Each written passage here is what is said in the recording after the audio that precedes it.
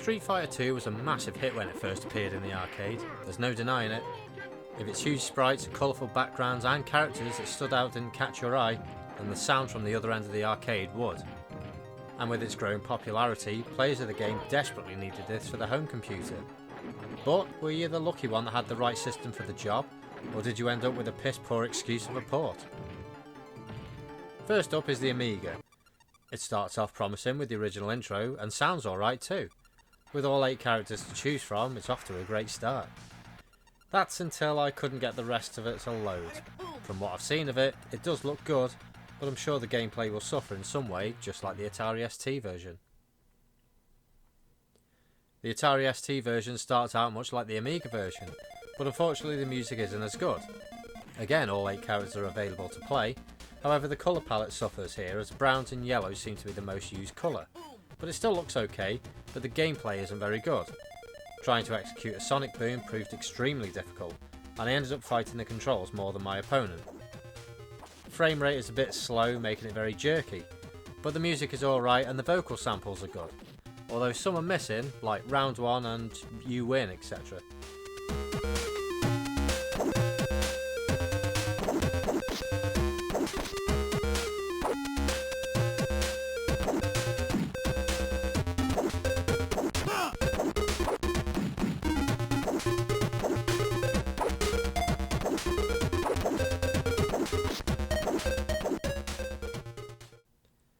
PC Engine is the championship version, I know, so before any comment commandos come along and says, "Dear Mr. Attic, I think you'll find that's the Championship Edition and not the regular World Warrior Edition."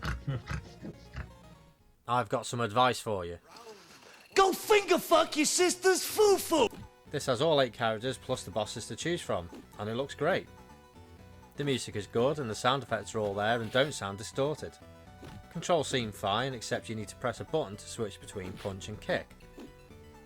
Parallax scrolling isn't present in the stages I've played, but that's not important, it's still a great port.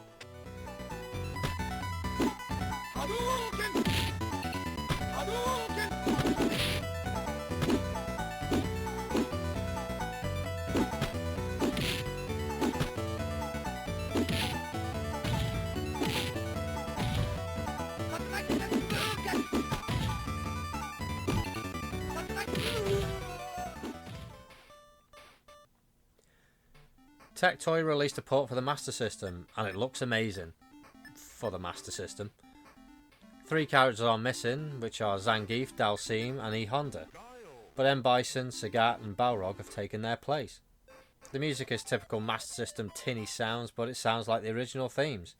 There are no vocals except for when you choose a character, and when you lose or win a round. But even these sound far better than the Mega Drive version. The graphics look really good, and it certainly pushes the Master System to its limits. Sadly though, the gameplay is crap.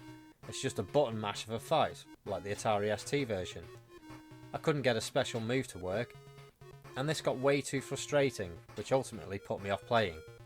It's a shame as it's a great attempt, but just doesn't cut it.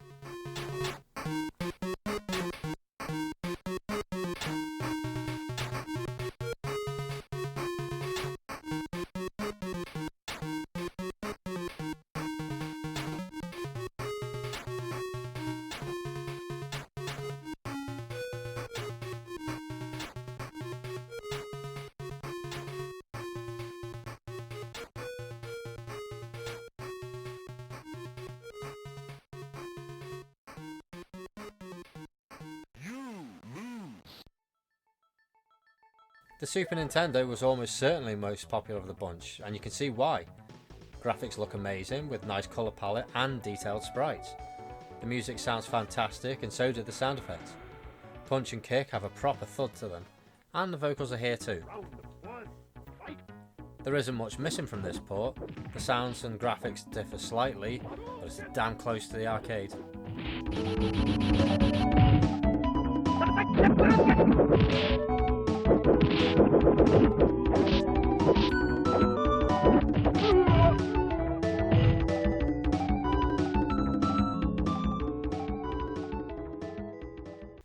The Mega Drive version is also Street Fighter 2 Championship Edition.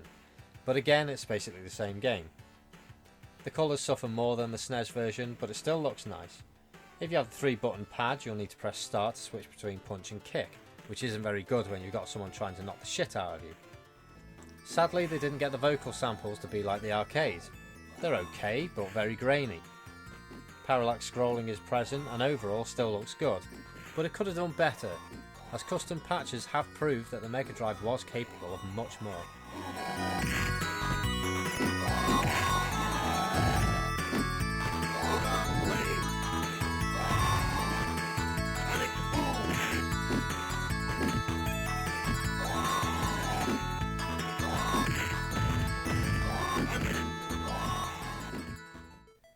The Game Boy had a go at this game, and it starts off with good music, but the characters have been changed just like the Master System.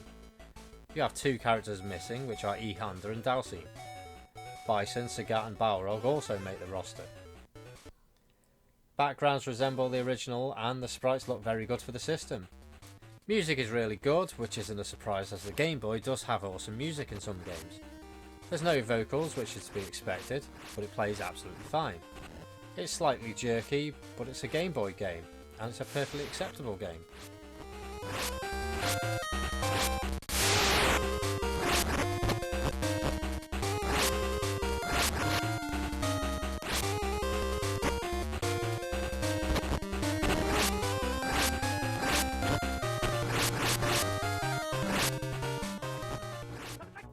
The only one that can stand up to the arcade version is the Super Nintendo. It's not a like-for-like port, but it's just as good. And I remember when this first came out for the system, it didn't disappoint in the slightest. The Mega Drive version was okay, but just didn't feel as good as the SNES version. And I bought the Mega Drive game not long after release, and I remember feeling it wasn't as good as the SNES. Plus you had to buy a 6-button pad if you wanted to make it easier than using a 3-button pad and switching between punch and kick. Other ports just didn't play as you'd like them to. They were okay for a quick fix, but not something you'd want to play for hours on end with a friend.